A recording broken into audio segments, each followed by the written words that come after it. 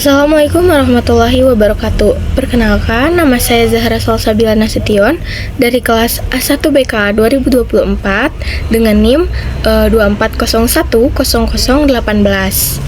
Adapun maksud dan tujuan saya membuat video ini yaitu untuk mengulas balik materi yang telah diberikan Pak Suhud mengenai pengelolaan peserta didik. Baik, yang pertama, apa itu pengelolaan peserta didik?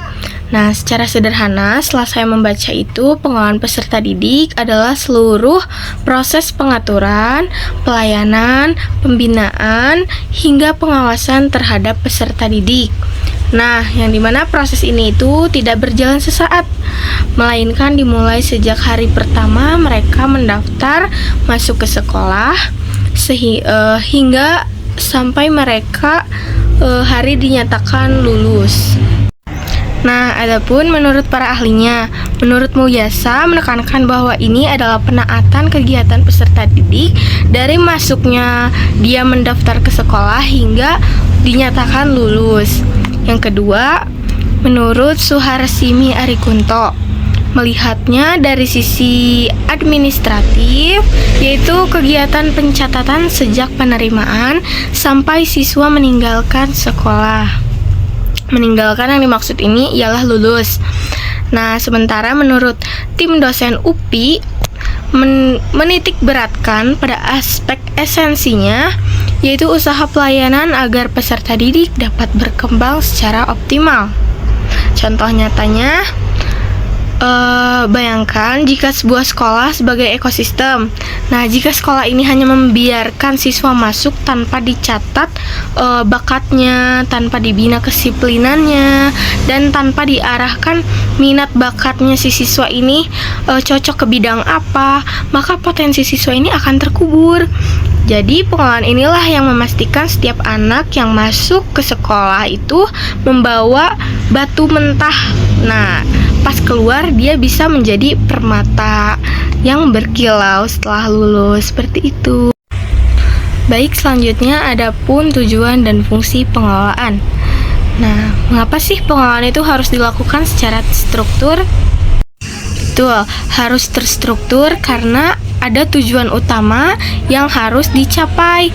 Nah, seperti meningkatkan kedisiplinan, mengembangkan potensi, membentuk karakter, serta menciptakan lingkungan belajar yang kondusif. Adapun 5 pilar utama yang saling berputar dalam siklus ini.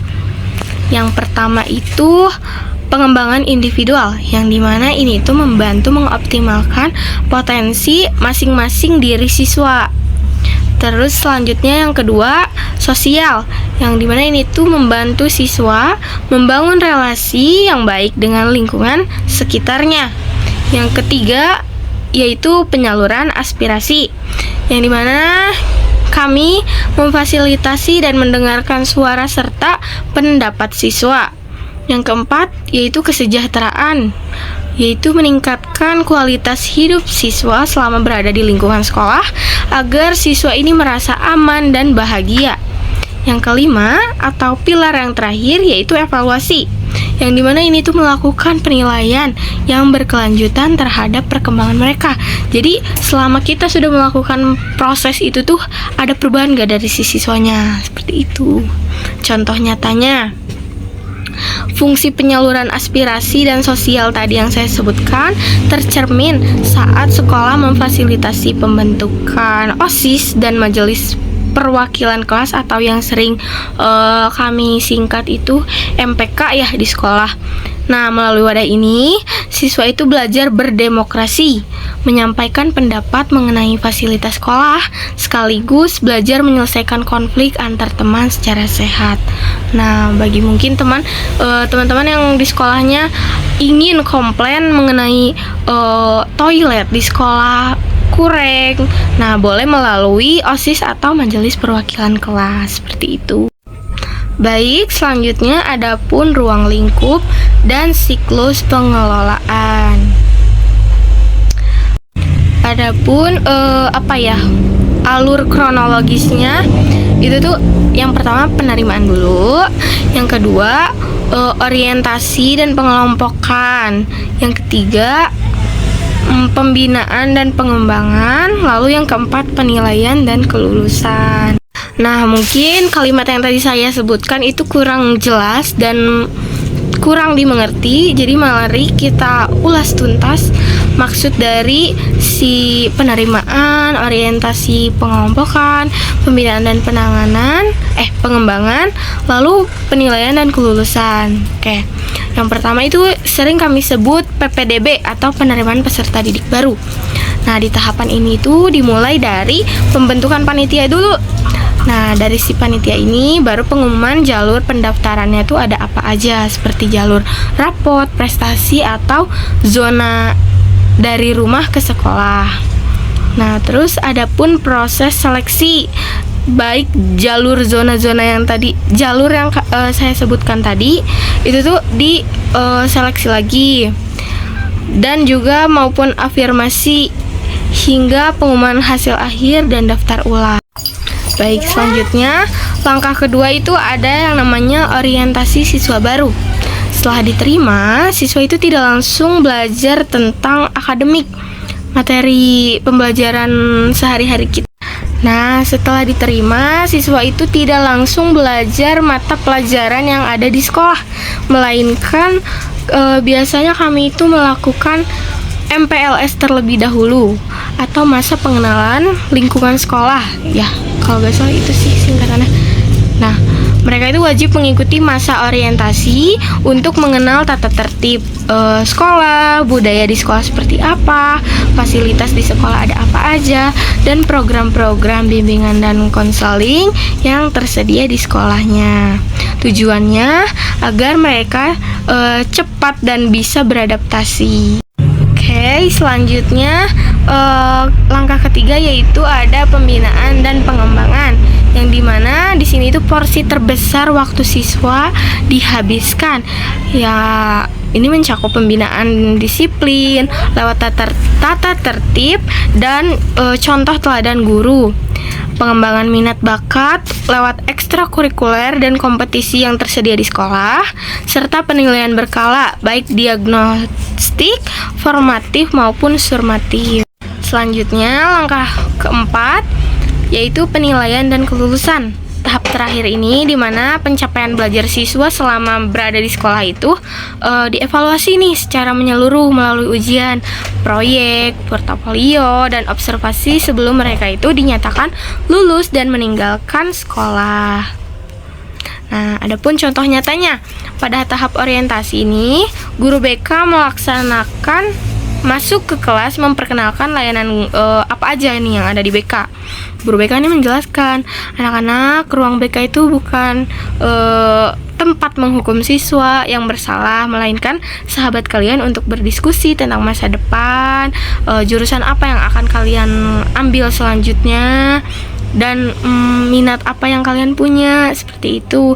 Nah, ini tuh bagian dari pengelolaan awal agar siswa tidak takut nih mencari bantuan dari kemudian hari. Jadi BK itu bukan polisi sekolah. Baik, selanjutnya setelah tadi kita sudah membahas ruang lingkup dan siklus pengelolaan, mari kita bahas peran guru BK dan tantangan di sekolah.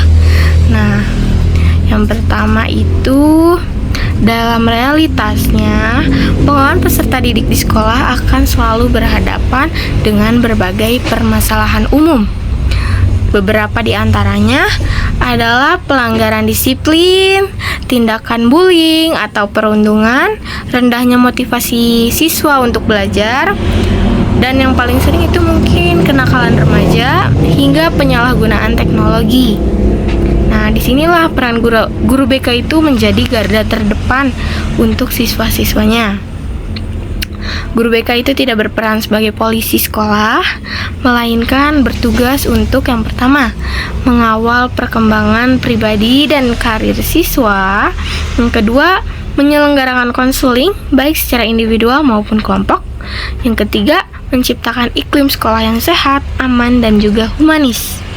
Nah, untuk menghadapi tantangan tersebut, adapun strategi guru BK yang digunakan harus berbasis pada yang pertama, pendekatan humanis, yaitu menghargai posisi siswa dan saling mendukung. Yang kedua, kolaborasi kuat, yang dimana kita itu harus membangun komunikasi intensif antara pihak sekolah dan juga orang tua untuk menghasilkan solusi terpadu dan holistik. Oke, untuk contoh nyatanya mungkin saya berpengalaman waktu SMA itu guru BK saya menjadi wali kelas, dan dimana wali kelas saya ini membuat grup untuk orang tuanya aja gitu ya, dimana di dalam grup itu tuh wali kelas saya selalu membuat kayak live report gitulah untuk memberi informasi bahwa kegiatan di sekolah tuh apa aja, anak-anaknya masih pada di sekolah. Jadi untuk berbohong tuh pada saat SMA kami sangat susah karena yaitu wali kelas kami membuat strategi seperti ini. Nah, itu bisa menjadi contoh saya untuk menjadi guru BK di kemudian hari setelah lulus ini. Oke, selanjutnya balik lagi ke materi yang ketiga, penguatan layanan BK dan pembinaan karir. Nah, yang dimana ini tuh agar siswa bisa tumbuh bersama ke arah yang positif. Oke, contoh nyatanya nih, ketika ditemukan kasus kecanduan dalam game online atau penyalahgunaan teknologi yang membuat nilai seorang siswa itu anjlok. Nah, guru BK itu bertindak tidak langsung memberikan hukuman skors, melainkan strategi pengelolaannya adalah dengan memanggil siswa untuk konseling individual dan mengidentifikasikan akar masalahnya. Lalu kita itu selanjutnya mengundang orang tua ke sekolah untuk merancang nih jadwal penggunaan si HP ini untuk bermain game online itu disepakati bersama baik di rumah maupun di sekolah. Seperti itu. Oke, mungkin segitu saja yang bisa saya sampaikan di materi yang diberikan oleh dosen pengampu saya, Pak Suhud. Mungkin selanjutnya saya akan menyampaikan kesimpulan dari semua materi yang telah saya kilas. Oke. Kesimpulan utama dari materi hari ini adalah bahwa pengelolaan peserta didik bukan hanya sekedar urusan administrasi, melainkan ini adalah siklus hidup menyeluruh dari masuknya siswa hingga lulusnya, di mana sinergi antara guru BK, guru mata pelajaran, dan orang tua itu menjadi kunci keberhasilan perkembangan optimalnya anak. Mungkin segitu yang bisa saya sampaikan. Mohon maaf bila ada salah kata, salah pengucapan, mohon dimaafkan. Wassalamualaikum warahmatullahi wabarakatuh.